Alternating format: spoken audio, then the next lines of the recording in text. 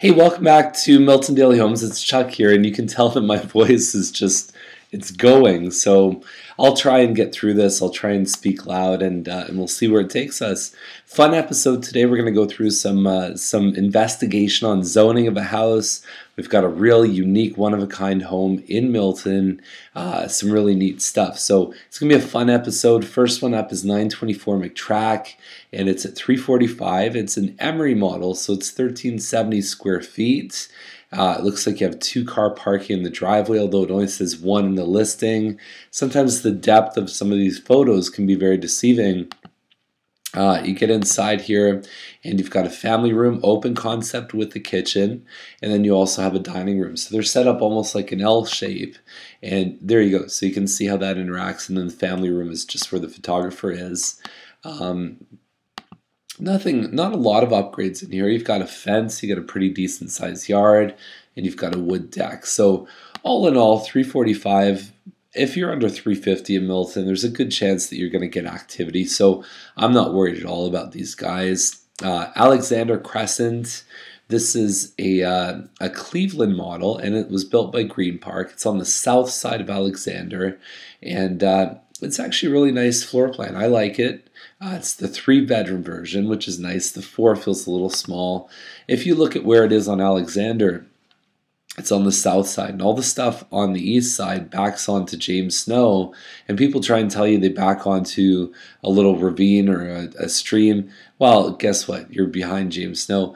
The big influence here is you have a pond right behind. You get a little walking trail here, and you also have train tracks, so you will hear train tracks on Alexander.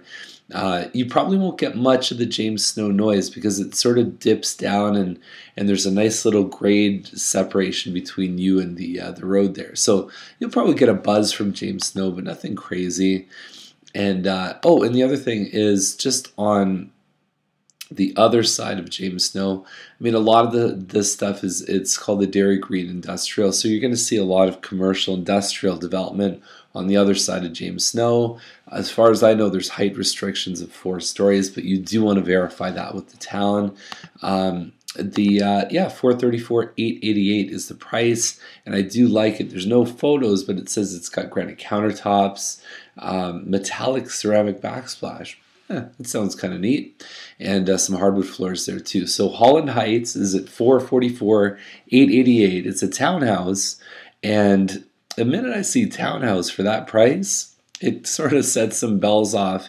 It's a 55-foot lot by 92, which is bigger than a lot of detached homes, and then it looks like it goes in a bit to 32.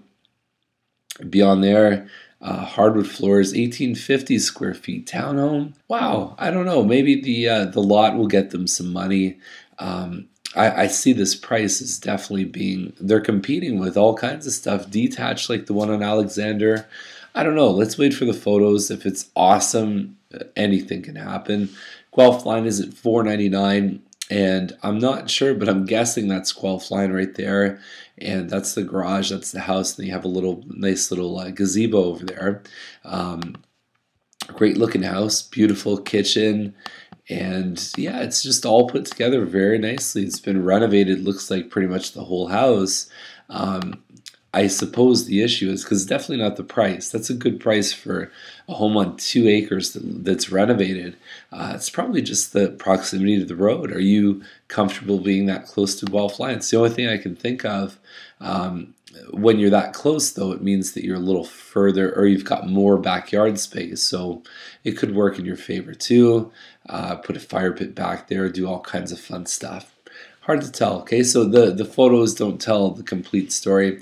Greenlease is at 589.9, and so we've got, it's almost like a split level design, and what I do know is it's less than 2,500 square feet, so at 589.9, I mean, it better be spectacular. It's very nice inside. I even like the fact that the builder did, some of the builders will just do like a flat piece of wood here, and so these guys have actually done real cabinets, and I just find it adds to the appeal there, especially when it sticks out like that. Yeah, so you've got a family room on sort of like on the above garage, and then you've got your 4 bedrooms upstairs. It's a great looking home. I just don't know how much legs they'll have at 589. This is an interesting one here. 1456 Bronte Street South. You may not be able to find it on Google Maps, but I'll show you kind of where it is. If you type it in on Google Maps, it points you further north. Sometimes you'll see it on First Line. I know that there was an address. It was 6150 First Line is what this address used to be before they changed it to Bronte South. That's the property right there. It's 150 by 300, so you're looking at something around there. Where you are is you're just north of Britannia. So I'm going to take you through a bit of a process that somebody would go through to try and figure out what's going to happen on that land.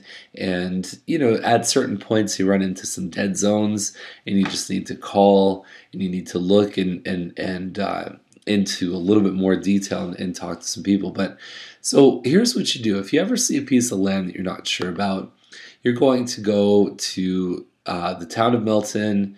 You're going to go developing in Milton, and then you're going to head over to the zoning bylaw, because that's really going to tell you the plan for all the different parcels of land. And then in this bylaw, if you scroll down a bit, you're going to see urban and rural maps. And this property is actually in the urban section.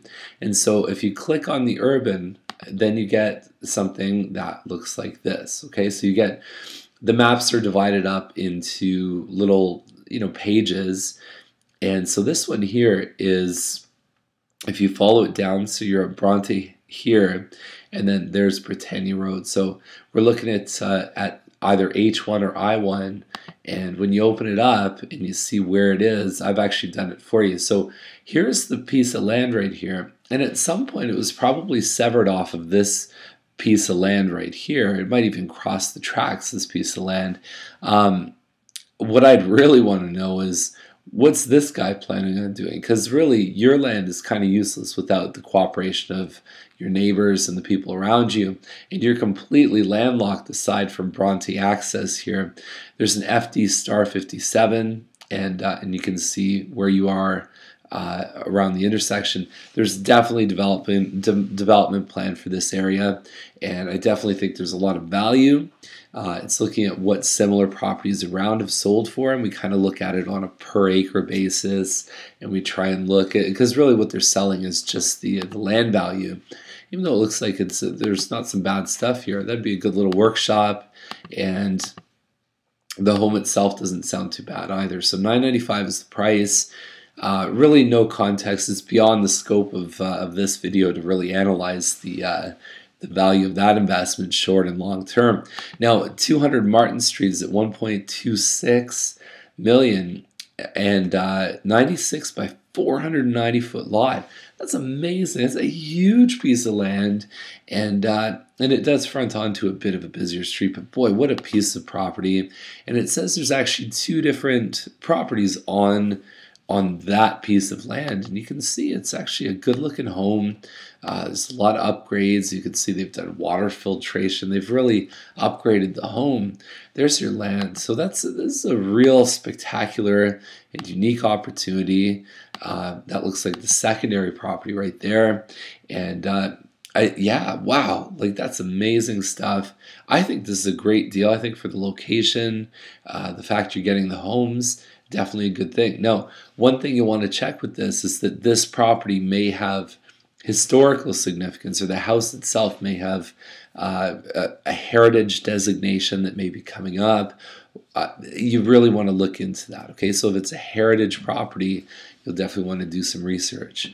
And so Twist is the next property.